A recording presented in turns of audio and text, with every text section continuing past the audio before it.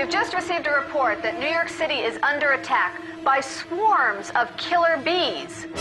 They've been seen approaching from Brooklyn, the Bronx, Queens, and Staten Island. We urge you to stay in your homes at this time, as we will be bringing you up-to-the-minute information.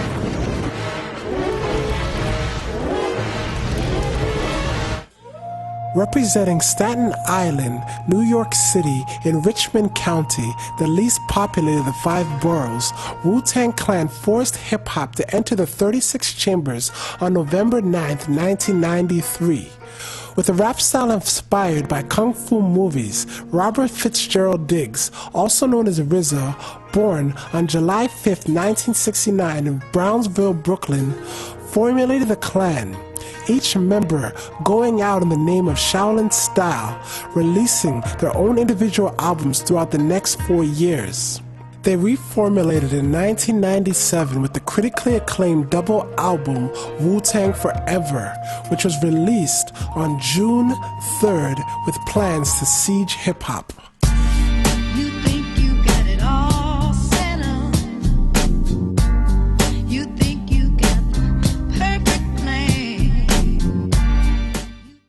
I have said ye are gods, and all of you are children of the Most High, but ye shall die like men, and fall like one of the princes.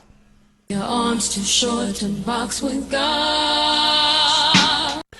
Robert Diggs started off his rap career as Prince Rakim, before he changed his name to RZA, which is short for Ruler Zig Zag Zig Allah. He's the abbot of the Wu-Tang Clan and the mastermind behind many of the themes and ideas within the music, not only influenced by kung fu movies, but his staunch belief in the 5%er philosophy, which stemmed out of the Nation of Islam, which stemmed out of the mystery systems of Egypt, believing that man is God. This just in. Police are reporting that there's a man on top of a skyscraper ready to jump. I'm told that he is possibly Old Dirty, a member of the Wu-Tang Clan. The police suspect that there could be some connection between this Old Dirty man and the killer bees. One of the earliest members of Wu-Tang, next to Robert Diggs, was Russell Tyrone Jones, born November 15, 1968 in East New York, Brooklyn. He was known as the Old Dirty Bastard, or ODB for short, because his style was like no other in Wu-Tang Clan or hip-hop. He passed away on October 13th, 2004. Wu-Tang was a mind control thing. It was something that the government knew that was going to be the hottest on earth. And it was formulated through, like I said, through the mind, man. And I just happened to be the wildest electricity in the Wu-Tang. It just got wilder and wilder, man. It was like Wild Man Steve, man. And it was something that was uncontrollable forces, man. The government brainwashed our people with the mind control theory. That's what they do. So they make sure our people like it. They keep playing that same song. The same song keep playing, you start to like it. You start to get probed with it. You start to get cloned with it. So then for the clone exists, then it just takes over. It takes over the human body. It takes over the spirit. It takes over the soul. And therefore, behold, that's what you got. And my people... Because they're so threatened by us, man. I'm not crazy at all, okay? Everybody always saying that Dirty is crazy. Dirty is not crazy at all. Dirty just foresee a lot that a lot of people don't foresee. I need help.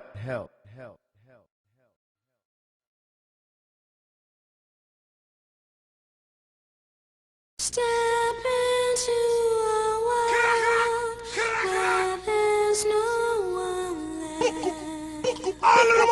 but the very best your MC can tell. Though Lawrence Parker was born in Brooklyn, he was raised in the home and origin of hip-hop, Bronx, New York City, in the Bronx County, the only borough that touches the mainland of New York State.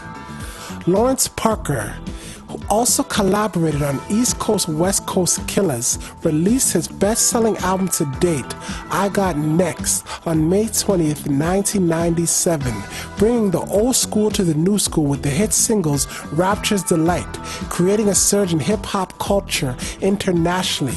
He also did a remix with Sean Combs called Step Into a World. So rap music is something we do, but hip-hop is something we live. And we look at hip-hop in its 9 elements, which is breaking, MCing, graffiti art, DJing, beatboxing, street fashion, street language, street knowledge, and street entrepreneurialism, trade, and business.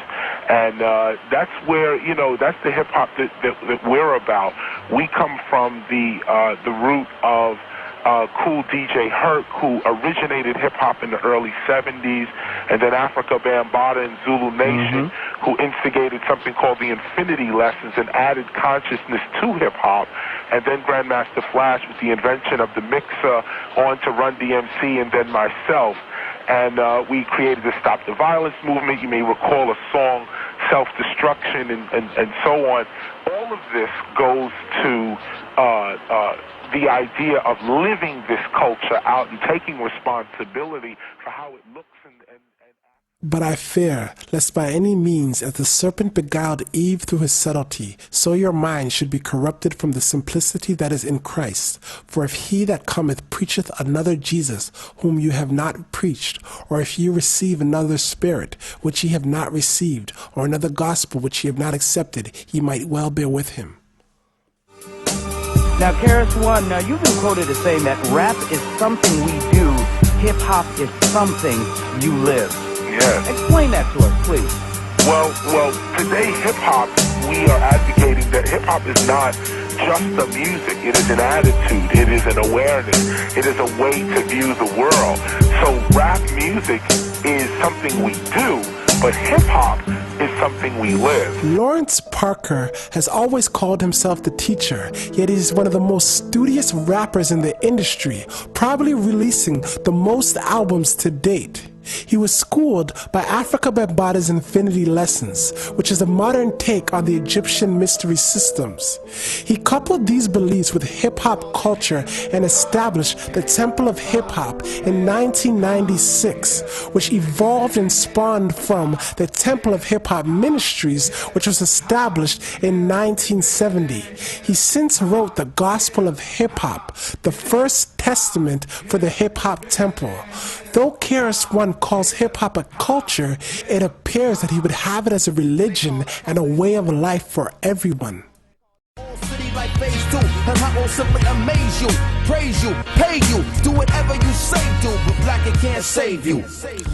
Lawrence Parker's endless conviction to promote the consciousness of hip-hop culture helped shine light on rap's underground scene, which briefly crossed over into the mainstream with the aid of the inception of Rawkus Records, established in 1996 by the funding of the son of Rupert Murdoch, the founder of News International Communications, a media empire.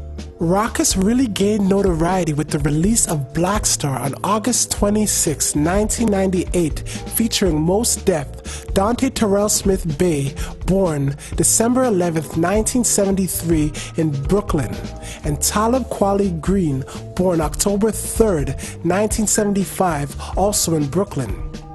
Rawkus also released Lyricist Lounge and Sound Bombing compilation, featuring some of the best names in the underground scene, including Marshall Bruce Mathers III, also known as Eminem.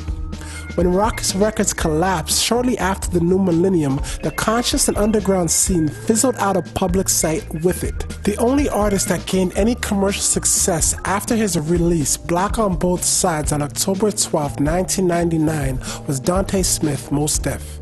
It's a tournament with so many players, a system with too many layers, a pyramid with a few at the top and plenty at the base. Here the nature of the race. The closer that you get to the top, it's more space, but the further that you move in the heights, it's less safe. but the views are amazing.